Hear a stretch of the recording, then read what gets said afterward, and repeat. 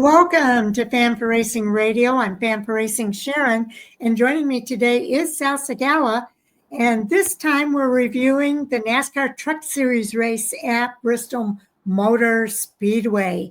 And we've got a new winner. Sal, did you watch the race and your overall thoughts? Yeah, congrats on Layne Riggs. It was a good dominating win for him while the rest of the field fought behind him. He punched his ticket into the next round of playoffs. He sure did. Layne Riggs actually recovered from a spin on lap one to win the UNOH 200 in the NASCAR Craftsman Truck Series race at Bristol Motor Speedway on Thursday night. The win was his third of the season, the second at Bristol, and the fifth of his career. Riggs, along with the third place finisher, Corey Heim, is now locked into that round of 8, as you said, with his win. Ben Rhodes ended up finishing in second. He's the only driver to not make the playoffs to finish within the top 5. With Heim finishing third, Ty Majeski finished fourth, and Daniel Hemrick finished in fifth. Then it was Tanner Gray, Connor Mozak, Andreas Perez, Corey LaJoie, and Matt Crafton out the top 10. Jake Garcia started from the pole and won stage 1, but his power steering issue left him with a 33rd place finish in the rundown, the lowest finish for a playoff driver. Chandler Smith also had mechanical issues for the second straight race, and he ended up finishing in third. Heim won stage 2 and led the most laps of the night at 122, but Riggs led 110, taking the lead on lap 141 through the finish. There were 5 lead changes among 4 drivers and 4 cautions for 31 yellow flag laps. The average speed of the race was 91.163 miles per hour, and the trucks will head to New Hampshire Motor Speedway next weekend to close out the round of 10 in the playoffs. So that's their elimination race. The fastest lap bonus did go to Jake Garcia on lap 13 at 15.658 miles per hour, and the margin of victory was 0.759 seconds. Sal, your thoughts about our playoff drivers and where they finished? Yeah, some had issues. Akram, Enfinger, and Smith all had issues finishing way out. Then, of course, then you had Roger Carruth, who was another one. But all in all, I mean, congrats on Layne Riggs on another win.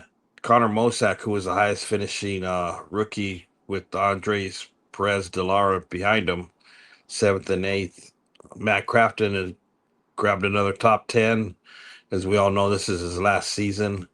So anything above a top 10 for Matt this season is going to be, they're going to relish it, and hopefully, he can go out on top. Hoping to maybe see him get a win before the season ends. Caden Honeycutt is finishing, who's filling in for Stuart Friesen, finished 12th, respectable 12th. He's been doing a good job for Friesen. So congrats to once again to Layne Riggs and the job they're doing is they're beating up on the bigger teams. Exactly. Corey Day, who drove the number 7 this week, he had that 11th place finish. Giovanni Ruggiero finished in 13th as a rookie. Dawson Sutton, one of the rookies, in 17th place. You mentioned Caden Honeycutt. Tyler Ankrum and Grant Enfinger finished 20th and 21st. They're playoff drivers. Tony Breidinger, another one of the rookies, finished in 26th place. But there were some drivers that had some issues. Not a lot of issues, but there were a few issues this week for some of the drivers. Clayton Green had a transmission issue that took him out of the race on lap 9. Norm Benning and Caleb Costner both had issues with being too slow on the track that took them out of the race on lap 19 for Caleb Costner and lap 21 for Norm Benning. Garcia finished 15 laps down, but he was still running at the end of the race. And then Trayton Lapsevich had a power steering issue that took him out of the race on lap 227. Everybody else finished the race running. Of the drivers that finished the race, there were 13 drivers lead lap, and Gio Ruggiero was the last driver on the lead lap. Everybody else finished a lap or more down. So good for Gio on that. Okay, you want to cover the points report, Sal? Yeah, so the points are Corey Heim is leading the points. He's got one win, so he's already in the round of 10. Layne Riggs with his one win this past weekend. He's already in the round of 10. And then we got Daniel Hemrick sitting in third, who's 51 points to the good from the cutoff. Ty Majeski, who's 46 points to the good from the cutoff. Tyler Akram, who's 29 points to the good, along with Grant Enfinger. So they're both tied at 2,073 points. Caden Honeycutt, who's 18 points to the good, and Roger Cruz, who's 14 points to the good.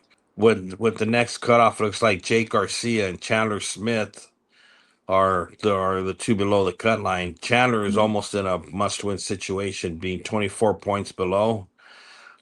He's got his work cut out for him, and so with the entries they're probably going to have, he is definitely in a must-win situation. Jake Garcia can still race his way in. It's I going to be will a say, slim to none. He might have to, he might need the win too, but Jay can race his way in. yes. And that will be their elimination race at New Hampshire next Yeah. week. 72 points for Corey Heim, playoff points. That's going to carry him all the way through, I think, to the round of 4. Oh yeah, Corey Hammond's locked into the round of 4. Yeah, I think so. Yeah, he is. It's amazing. He's got a 61 point advantage over Layne Riggs in second, which is incredible. So that 72 points certainly paved the way for that. So do you have any early picks for who the round of 4 are going to be? Nah, I ain't got no pick. Chandler Smith for sure isn't gonna make it unless he wins. But the way he's been running, he hasn't been having very good luck. And Garcia is a hit and miss. I'll say the top 2 are going to be Corey Heim and Layne Riggs. Yep. That would definitely be in the top 4, in the 4 in Phoenix. I'd like to see Grant Enfinger make it, but he hasn't had the best season either. Maybe Ty Majeski or I don't know. Daniel Hemrick. Yeah. He's been very consistent. Yeah, it's between Daniel Hemrick and Ty Majeski probably. Okay, we'll have to see what happens in this elimination race next weekend, Sal. Yep, it's going to be interesting. Definitely. It is definitely going to be interesting. Do watch for more coming soon. We've got 2 of the 5 reviews done. We'll be back with the next review for the Xfinity series. And tonight at 10 o'clock Eastern is our Hot Topic Sound Off with Chris and Jay joining me for the conversation of the hottest topics in NASCAR and other racing series. So stay tuned for that. Then we'll be reviewing the 3 races that are coming up this weekend between Salem and New Hampshire.